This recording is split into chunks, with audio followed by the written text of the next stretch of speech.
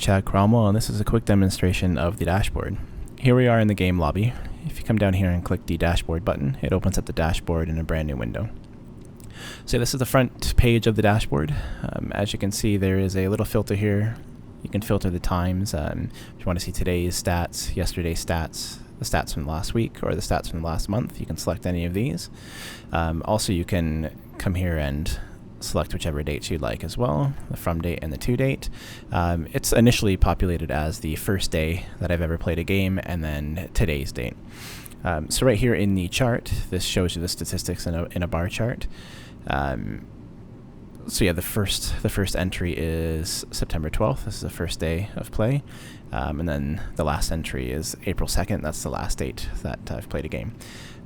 So here, as you saw when I hover over, it's a little tooltip that pops up and tells you the date that you're hovering over and the statistics. So games 1 is 2 on September 12th.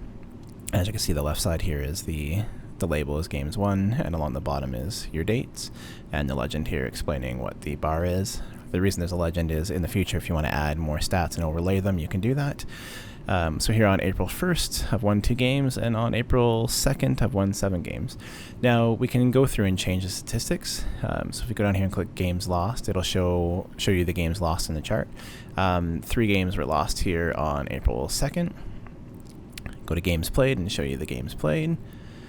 September 12th, games played is 2. April 1st is 2, and April 2nd is 10.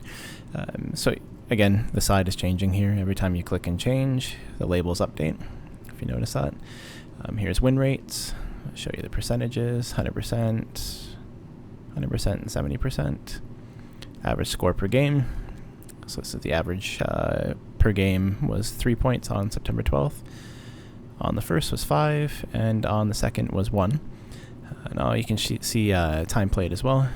So you can see did about a half an hour here, about a half hour again there, and then let's see, 2.4 hours there on the 2nd. So this is the stats. It's pretty easy to switch through them. Just click and it'll update the chart there for you, and it's bound by the dates. So if we click here, we can go to today. I haven't played any games, so nothing's going to show up there. Yesterday, haven't played anything yesterday, or by the week, or by the month. Actually, sorry, the month, there's just one day in there. See, here's April 2nd. That falls within that month there. So you can see games won, games lost, games played, win rate. It's all going to be at the top of the line 'cause it's the only statistic that's showing. And games played. We can go back to all if you want. Now, you can select a custom date if you like. So the 12th, if we go to the 13th, this stat will fall off, and then it's going to get rid of all the empty dates here too. If you go to the 13th, it'll show what the stats from April 1st and April 2nd. So we're looking from the 13th of September to the 2nd of May. Now, these are the only 2 dates that have entries. So here we are on April 1st. You can see you played 0.38 hours, and on the 2nd, you played 2.4. Again, you can go through and look at every stat here, and they all change. So yeah, that's basically it. It's the dashboard. It's quite simple, but it does let you see your stats on certain days and give you an overall idea of how you're performing.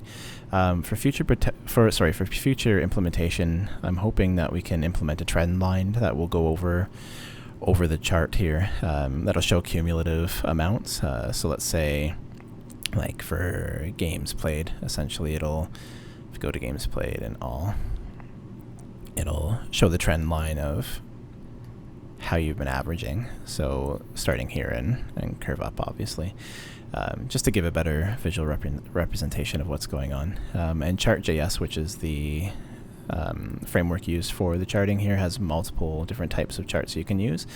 So it's quite easy to just swap this chart out for a different one that suits the statistic better. So yeah, it's set and ready to go for future implementation, and yeah, hope you enjoy it.